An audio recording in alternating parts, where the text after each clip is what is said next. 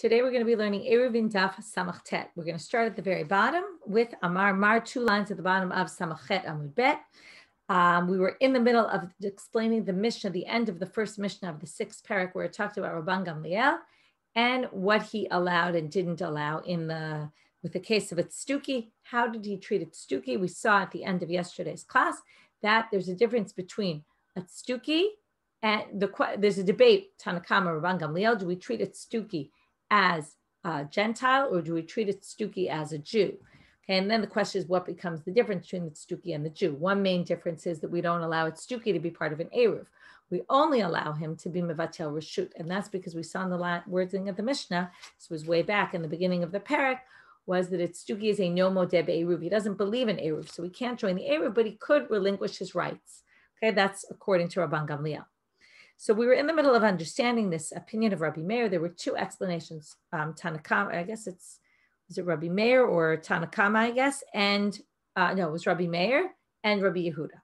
So Rabbi Meir said, Hotziu ma she'atem motziim, v'achnisu ma she'atem machnisim. He told his sons quickly, bring in everything or take out everything that you need, ad shelo yotzia to'ev hazeh v'yasro alechem, because theoretically he could cancel his relinquishing of rights at any point. L'meimra, now they say, wait, it sounds like now what it sounds like he's telling them is, you can read it in a few different ways, but one reading is that he's telling them, take out what you have and bring back what you have, and do what you want so that you can claim rights to the courtyard and that he can no longer cancel his relinquishing of rights.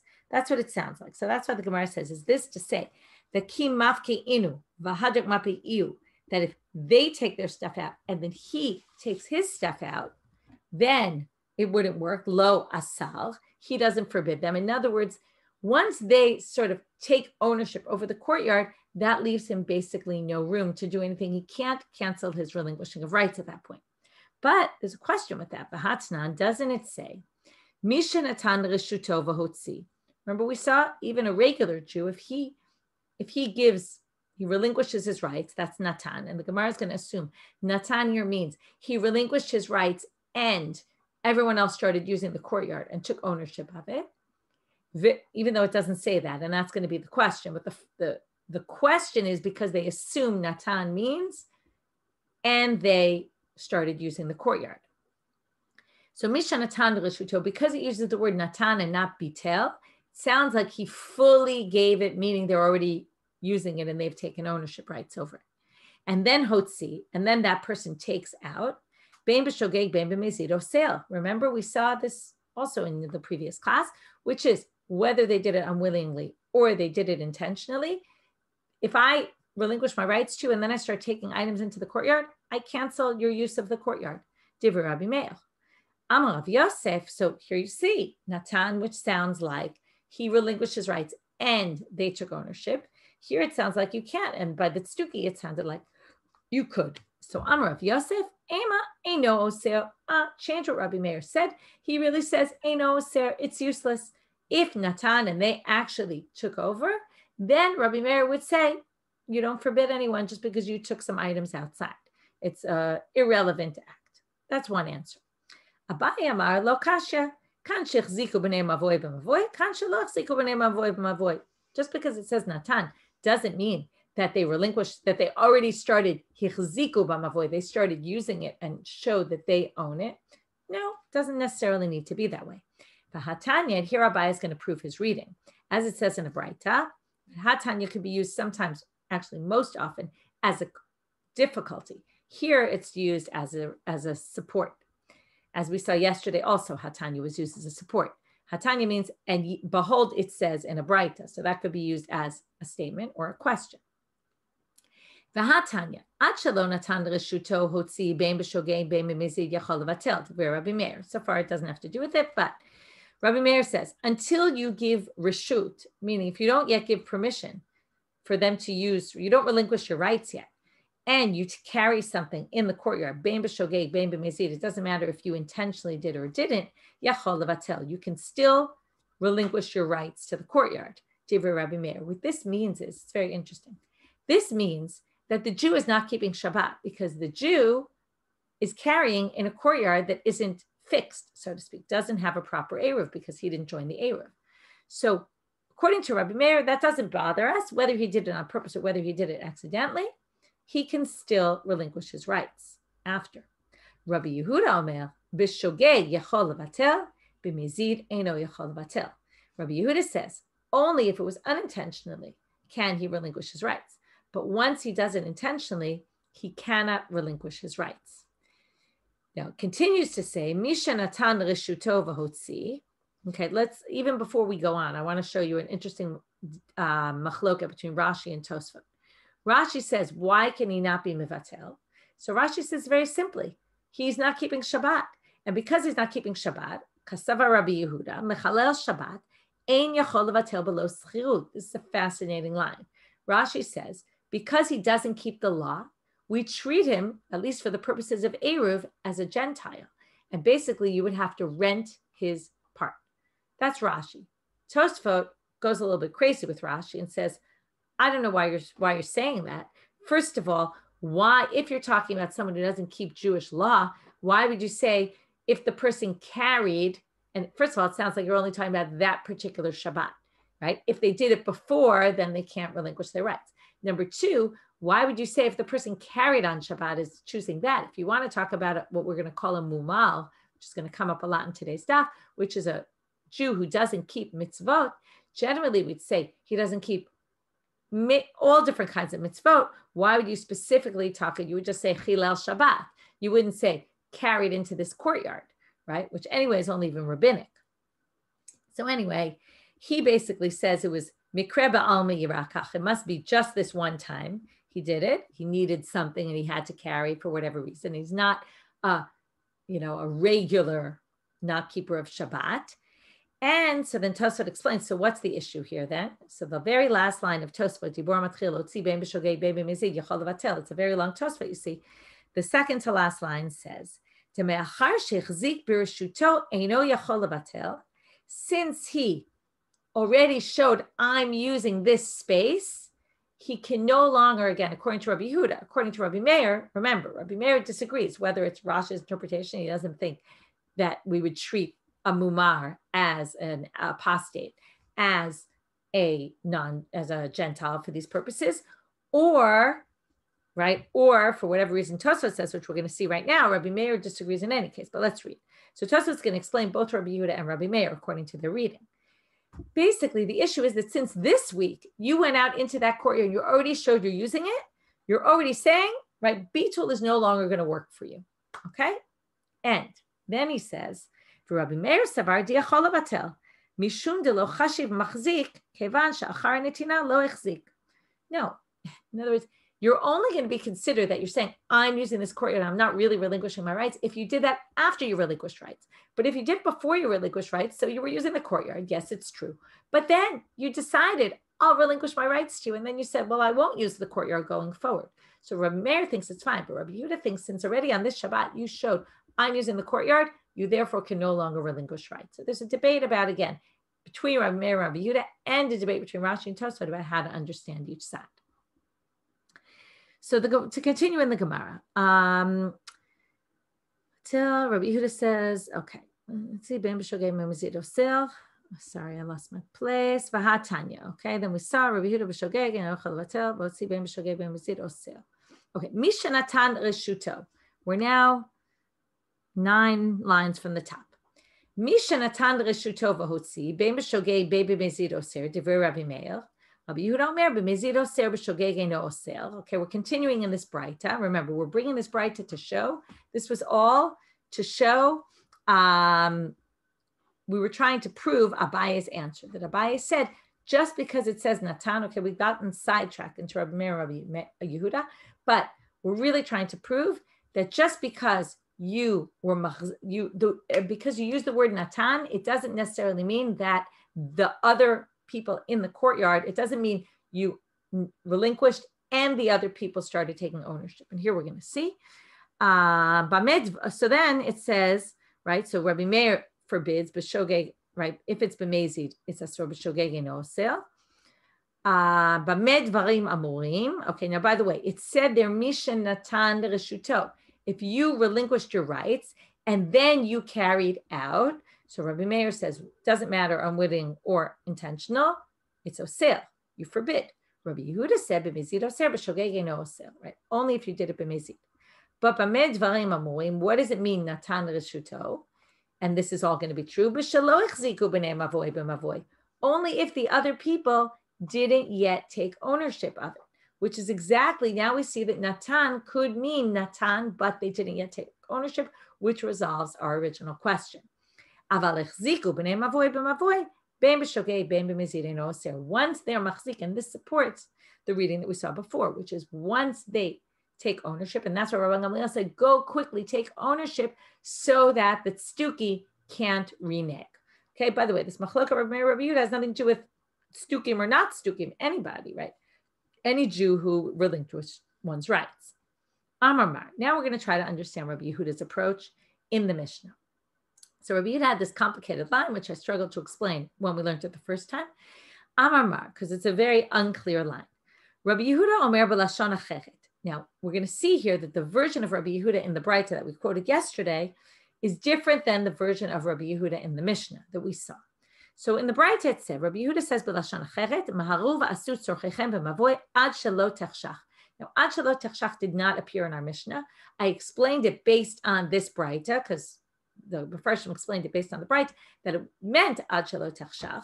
Okay, but it says here, ad shelo techshach v'yasor lechem, until it gets dark and he forbids you. But the Mishnah, okay, which means that as soon as Shabbat comes in, you're going to be forbidden to carry. The Mishnah used a different wording. Okay, the Mishnah is on Samach Aleph Amud Bet. It said, Rabbi Yehuda omer b'lashon acher, maharu v'asur tzorchem b'mavoy, so far so good. Ad shelo yotzi v'yasor lechem. It sounds like, according to the Braita, as soon as Shabbat kicks in, it's forbidden to you. According to the Mishnah, it sounds like unless he carries something out, it won't be forbidden, but we're worried that maybe he'll carry out.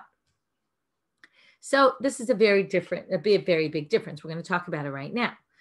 So based on this Braita, ad shelo techshach v'yasor lechem al manochrihu, it sounds like we treat him like a Gentile, because according to that, it sounds like as soon as night hits, here you have, it's like you're living with a Gentile and you didn't rent the space from him. But doesn't it say in our Mishnah, don't we learn ad shelo yotzi tnan? In our Mishnah, it says until he might take out. Aima ad shelo yotzi hayom. Sorry, let's stop there. Which sounds like he relinquished his rights, and we're worried that he'll cancel his relinquishing of rights. That's our concern. So what does the Gemara answer? Ema ad shelo yotzi hayom. When it said ad shelo yotzi, we don't explain it the way I explained it when we learned it in the Mishnah, but we explain it as ad shelo yotzi hayom, until the day goes out. Not until he carries anything out, but until the day goes out, which means as soon as the day goes out, it's forbidden, just like any other Gentile. Okay, I want to point out that the Yerushalmi explains it the other way. Okay, the Yerushalmi explains that it's just, a Tzduki is really treated like a Jew. However, we're more concerned that the Tzduki might renege because he doesn't really care about laws of Eruvin. And that's the concern, so do everything because he might change his mind. They understand Rabbi Yehuda that way, which means that Rabbi Yehuda thinks, just like Rabbi Meir, that according to Rabban Gamliel, we treated Tzduki as a Jew, not as a Gentile, as opposed to the Bavli's reading, which basically says that we treat the Tzduki like a Gentile. That's one answer. Now we're going to say, well, it sort of depends. Ibaidema, second answer could be, lo kashya, let's explain it in a different way. Kan b'mumal, it's not that they both mean we treat them as a Gentile. Really, our Mishnah means we treat him as a Jew. And the Braita means we treat him as a Gentile. So why? We'd have to say each is talking about a different type of situation, different type of Tzduki. Okay, and we're going to basically say a Tzduki is equated with an apostate, a mumal, someone who doesn't keep Jewish law. So lo kashya, kam b'mumar lechalel shabbatot b'tzin'ah, v'kam b'mumar lechalel shabbatot b'frahesya. We're going to distinguish between, and this sugya becomes very interesting, because it all gets into how do we treat Jews who aren't keeping Jewish law. Okay, so, and the assumption is they're not doing it intentionally. Okay, there's a whole question about what about people nowadays who don't keep Jewish law? Maybe they don't know Jewish law. Maybe they weren't brought up properly about how to understand Jewish law, or do we treat them? No, they know fully what it is and they don't want to keep it. And then, right, the question is, what category do these people come into, which again, in our modern world becomes very tricky to talk about, right? It's a difficult thing to discuss or to understand properly, right? How are we supposed to treat Jews who are not keeping Jewish law? So, and then obviously it becomes a big debate between Jews who keep Jewish law and not the way other Jews think Jewish law is, right? It's a very complicated topic and hard to know where does one draw the line. So this Gemara is going to try to discuss the difference between different types of people. There's someone who's mumar lechalel Shabbatot b'tzina. He doesn't keep Shabbat, but he does it privately. He's not trying to do it in everyone's face and let everybody know, and does it in his own house. But there's a different kind of person who does it publicly and wants everybody to know, hey, look, I'm not keeping Shabbat. Obviously, there could be a range. There could be someone who does it publicly, but doesn't really isn't trying to make a show of it. Okay, there's a debate about how you would view that. So anyway, if he does it bitsina, then we're going to treat him like a Jew. And then, again, we're just more worried that he might come and cancel his relinquishing of rights. But if the person does it publicly, then we're going to treat them, again, it's not clear, do we treat them in general, but for purposes of Eruv, they're going to be treated like a Gentile. Kiman az laha detanya, mumar v'giloi panim hareze eino mevatel reshut. So now we say, so according to who does the following source go? This source says, the Braita, that a mumar and someone who is giloi panim, okay, that makes how would you, I want to find a good translation for this term. Giloi panim. One second. A brazen-faced person. Okay, that's the way the Koran translates. A brazen-faced person, okay, would hareze eino mevatel reshut, can't be mevatel reshut. So the Gemara asks, Giloi panim, mumal have, what, we're going to put someone who's brazen-faced in the same category as a mumal? That's very radical, right? Just because someone's brazen-faced doesn't mean that they don't keep Jewish law. So what do they answer? Ela mumar b'giloi panim. Oh, it's someone who's a mumal who is brazen-faced about his being an apostate. Okay, that's what we mean. That's a person who eino yachol levatel reshut. So according to who does this go? Kiman ki Rabbi Yehuda. This must go like Rabbi Yehuda, who treated, again, according to the way the Bavli understood it, our Gemara understood it, is that he treats the mumal who does stuff before Hestia, right, in public, very noticeable manner. That person is not allowed to participate in Eruv the way a non-Jew can't. Hahu dinafak b'chumrata dimidosha. There was someone who walked out. Now we're going to have a case of, it's unclear exactly what it is, maybe with a satchel with perfumes, something like that. Kevan dechazia Rabbi Yehuda. Some people say it was a ring. It's different interpretations. He was going out on Shabbat carrying it. Kevan dechazia Rabbi Yehuda Nasiya. He saw Rabbi Yehuda Nasiya. That's the grandson of Rabbi Yehuda Nasi.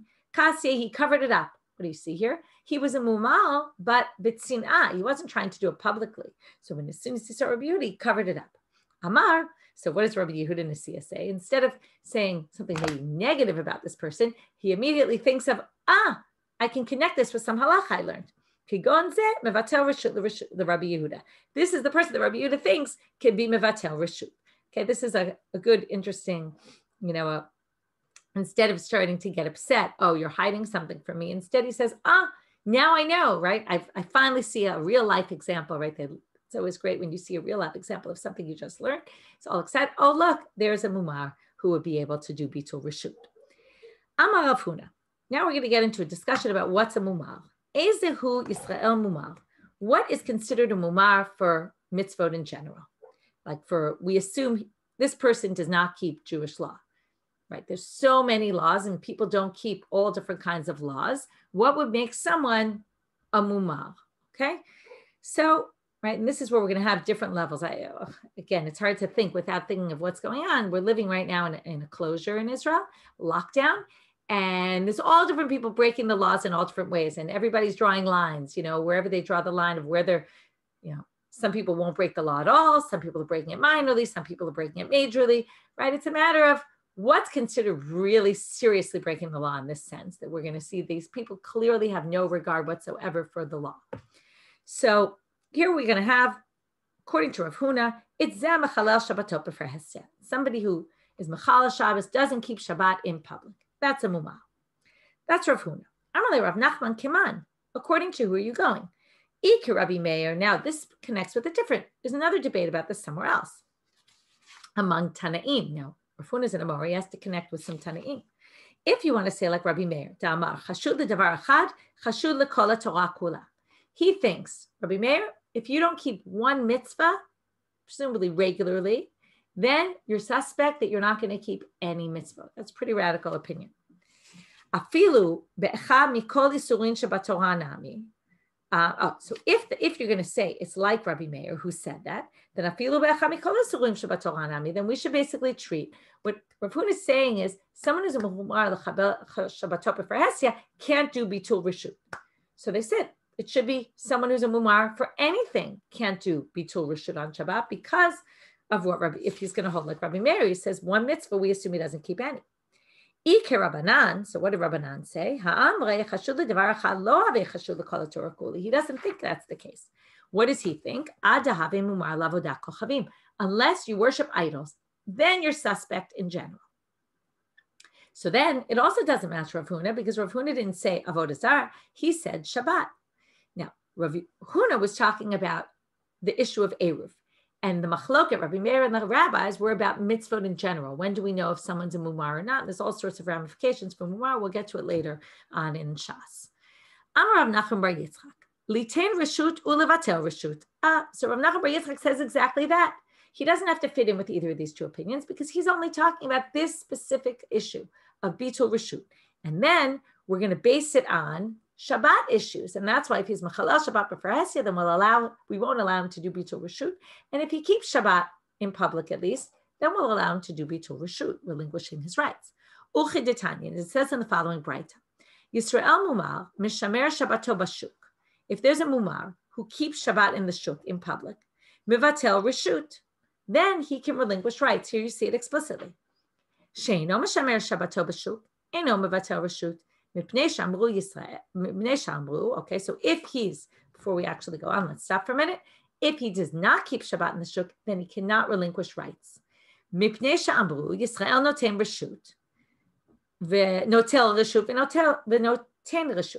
Jew is allowed to relinquish rights and receive rights from another person. But it only works with a non-Jew, ad she yaskil. And therefore, if you're mumar, that you don't keep Shabbat in public, we're going to treat you in this way like a Gentile. Ketzad. So what did you do? What would you do then? Omer lo, rishuti knuya lecha, rishuti mevotelet lecha, kana, ve'ein sarich lizakot. Okay, so if you say, my reshut is acquired to you, or my reshut is canceled to you, it works, and you don't need to do anything more. Okay, and that works. Oh, now we're saying, this is just, okay, I should stop there. That really should have been a break. And now we're asking a different question, which is when you do relinquishing of rights, how do you do it?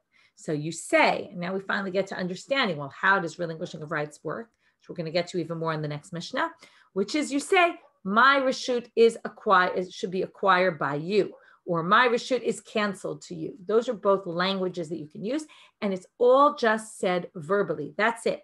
Eino tzarich lizakot. You don't need to do any sort of kinyan, which is what we call, where you, let's say, take a handkerchief and lift it up. You don't have to do anything to show that this is a real acquiring. You just say the words and that works.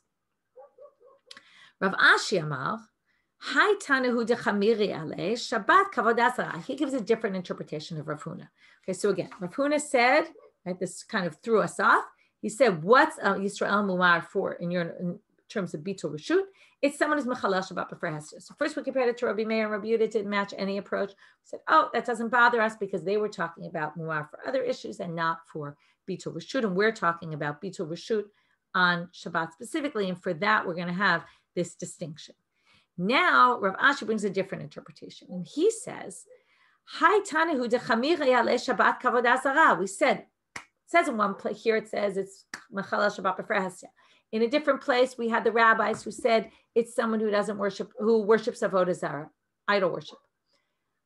Rav Ashi is going to say those are one and the same. We treat them the same way. How do we know this? Keditanya. Now we're going to quote a verse about bringing sacrifices. It says, Daber b'nei Israel, speak to the Jewish people. It's Vayikra Aleph, Pasuk Bet, the second verse in Vayikra.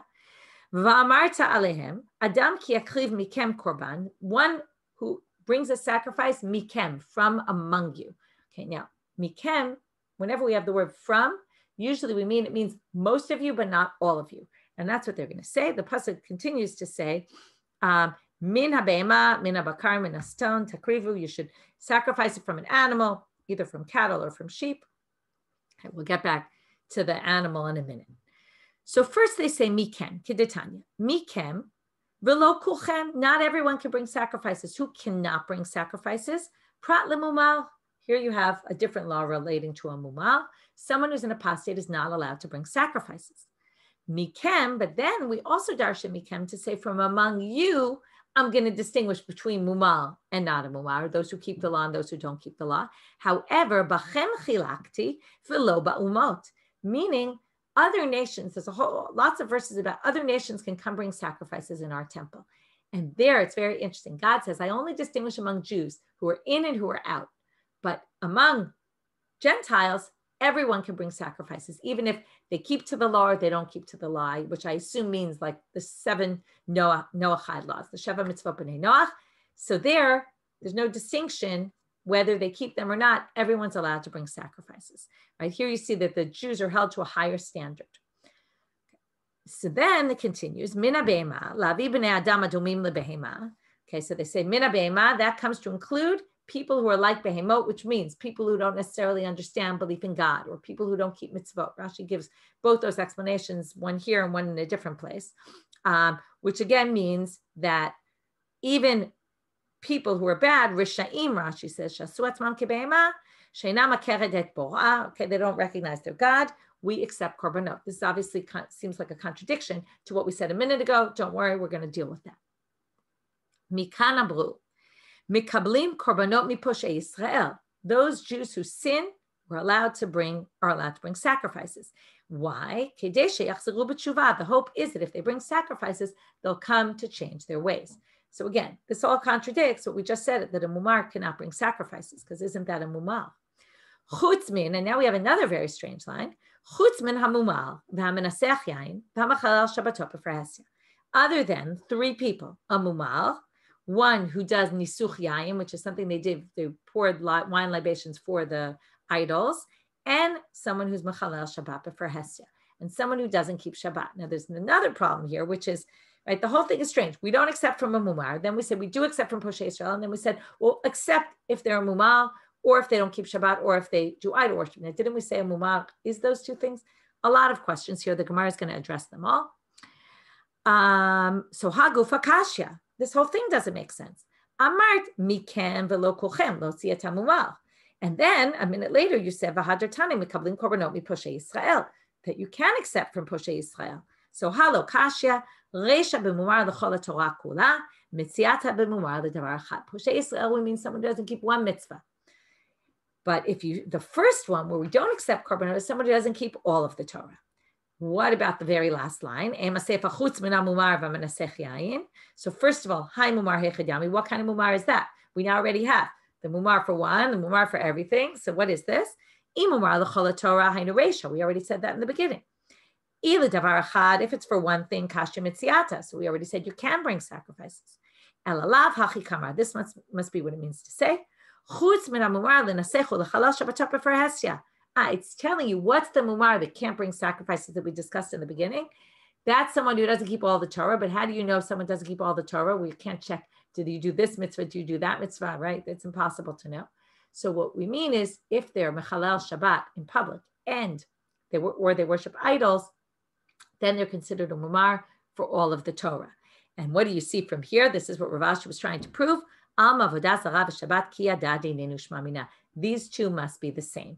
Okay, here you see they're put in the same level. And therefore, the fact that we had this source, that says, Chamim say only if you don't do idol worship, he meant idol worship and Chilul Shabbat. New Mishnah.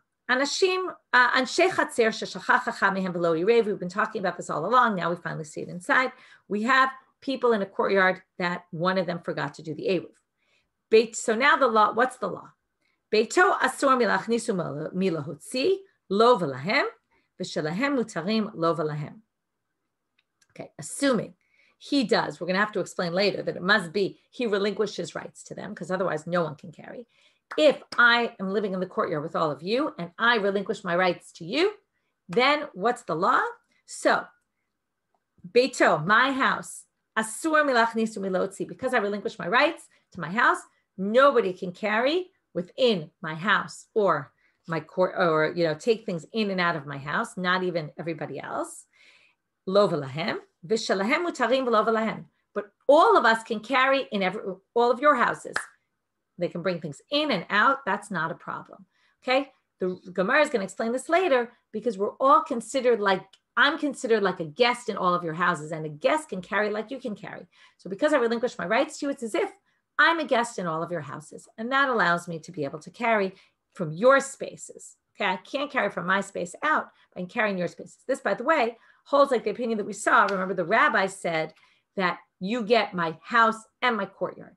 Rabbi Eliezer had disagreed and said, no, you only get, one second, I think I said it wrong.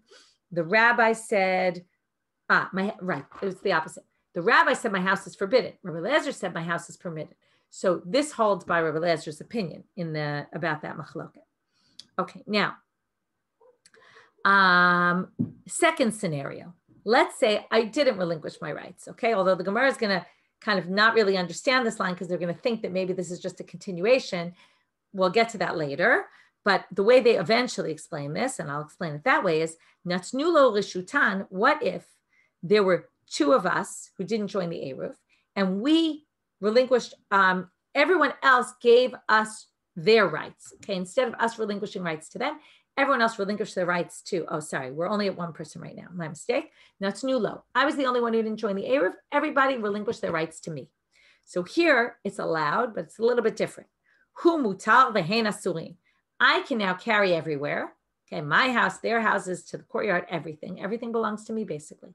But they are forbidden. And we're going to get to this in the Gemara, why it's different and why they can't be viewed as a guest by me, just like we did in the reverse. Hayu shnayim oslim zal zeh. Okay, if there's two of us, though, that weren't part of the Eruv and everybody relinquished their rights to us, then oslim zal zeh, we forbid each other and no one can carry it all. Because normally we should be allowed to carry because everyone relinquished our rights to them, but we each didn't do anything together. So it doesn't work for us. Because we were the two people who didn't join the Eruv. She'echad noten reshut v'notel reshut. Right? Echad noten reshut v'notel reshut. Because only one person can you do this nitinat reshut and nitilat reshut. We're going to again get to this in the Gemara. But so echad notel reshut v'noten reshut v'notel reshut. Shnayim notnim reshut ve'ein notlim reshut. Two people can give. We can each relinquish our rights, but ein notlim reshut. But we can't have people relinquish rights to us. It doesn't work. Okay, we're going to see the reason in the Gemara. And when do you do this? So Beit Shammai ba'od yom, you have to do it before Shabbat, even though until now we've been talking about on Shabbat. That's because we all like Beit Hillel. Beit Hillel, even once it's dark, it's fine. What if we saw this already? This is the Machlok of Rabbi Meir, Rabbi Yehuda. If you relinquished your rights, and then you started carrying in the courtyard after you relinquished your rights, you're not allowed to, right? You carry from your house to the courtyard. Bein bishop, right? Remember, you can carry from other people's houses to the courtyard, but not from your own house. Bein b'shogeg, bein b'mezid, harei zeh oser, divrei Rabbi Meir. Whether it's unwittingly or whether it's intentionally, it's forbidden, divrei Rabbi Meir. Rabbi Yehuda omer b'mezid oser b'shogeg eino oser. Rabbi Yehuda says only if you intentionally took out, not if it was unwitting. That we already discussed. So I'm going to move on. So the Gemara first starts off and says the first line about the house. Beito hu da'asur ha-chatzero sharia. It sounds like people can't carry from my house out if I relinquish my rights, but they can carry from my courtyard. Hechidami. So what's the case? Id batil beito amay asul. Id lo bat if I relinquish my rights to my house, so it shouldn't be forbidden. Id lo batil chatzero amay sharia. But if I didn't relinquish my rights to my courtyard, then why should it be allowed? In other words, they're going to assume, how could it be that I relinquish my rights to my house, to my courtyard, but not to my house? So now they're going to say, it must be that I relinquished rights. I think I said it wrong before, actually. Does this hold like Rabbi Eliezer and the rabbis? So ignore what I said earlier. I'm going to explain it better now. I was thinking something I said wasn't right. So here we're going to explain it properly. Okay, the case is where I relinquished my rights to my courtyard, but I didn't relinquish rights to my house. The Mishnah must be talking about a particular case where I said I'm only relinquishing rights to my courtyard, and that's why you can use my courtyard, not my house. V'kasavre Rabbanan, and as the rabbis hold, that's why it is like the rabbis. Hamivatel reshut chatzero reshut beito lo bitel. Dedayer inish bebayit below chatzer. Because if I'm mivatel reshut to my chatzer, I'm not necessarily relinquishing rights to my house. And that's why my house is still forbidden, but my courtyard is permitted. Because people would live in a house without a courtyard. Remember, Rabbi Eliezer didn't think people would live in a house without a courtyard, but he thinks they would, the rabbis. He can move from their house out because he lives still here and he's considered like a guest in other people's houses. What if they relinquish their rights to the one person? To me, let's say, I can carry, but they can't. So now they say, why don't we view everyone else as guests of mine? So they say something very interesting. One person does not generally be, 1 to 5 is generally a guest. One person might be a guest in 5 different houses, but 5 people don't generally become a guest in one person's house. This is good for closure laws and lockdown and all that and the life we're living now. But generally we live a life where we have lots of people at our houses. So what are we talking about here? But the assumption is that for this issue, it sounds like you wouldn't normally have 5 people living in the same courtyard, different houses, and yet 5 are considered a guest in one person's house. That's unlikely. Okay, so in this kind of situation, it's unlikely. Now they say Shma Mina. That sounds like mevatzlim v'chozrin u'mevatzlim, right? Then it says, right, if it's shnayim osrim nanula rishutan hu mutar v'hen asurim. So now again, they read this as if this case was a continuation of the previous. That if they then, after the first person relinquished rights, they read it differently than I read it. I read it as 2 different cases. They read it as I relinquish my rights to all of you, and then you relinquish your rights back to them. So it sounds like mevatzlim v'chozrin u'mevatzlim. Remember, we had a whole debate about that. So the Gemara says, no, hachi kamar. They're going to explain it the way we did. Natsnulo rishutam me'ikara hu mutar v'hen asurim. This is a whole different case. Okay, we're starting from scratch here. Next one. Last thing for today. Hayu shnayim then osrim zalzeh. Pshita. Isn't it obvious? Because neither of us did any eruv, of course, and neither of us relinquished our rights to the other. We have 5 in the courtyard. 3 of them relinquished their rights to the 2 of us. And that leaves out, right? That leaves everyone else, of course, can't carry. But we can't carry either because each of us didn't make an agreement between us. So they say, what they want to tell you is, one then came, let's say it was you and me, so I then relinquished my rights to you. After everyone relinquished their rights to me, I then relinquished my rights to you. You might have thought, maybe that works.